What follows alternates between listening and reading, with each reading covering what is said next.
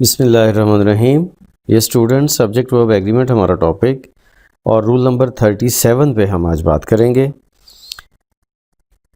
ये रूल जो है ये काउंटिंग में जो यूनिट्स बनते हैं उनके हवाले से है, जो कि डज़न, स्कोर, डज़न का मतलब 12 होता है, 12 का ग्रुप, और स्कोर का मतलब 20 का ग्रुप, 100, 1000, मिलियन, बिलियन तो आपको पता ही है।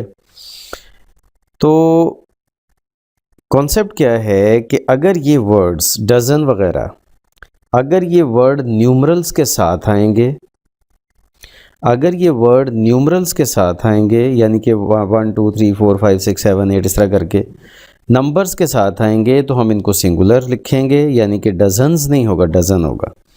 और अगर ये विदाउट न्यूमरल आएंगे तो इनके साथ हम एस लगाएंगे। ज़रा गौर देख करें।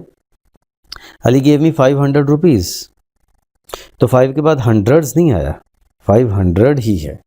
लेकिन दूसरी तरफ इधर कुछ भी नहीं है, 1 2 3 4 5, तो thousands of people block the road, thousands of people block the road.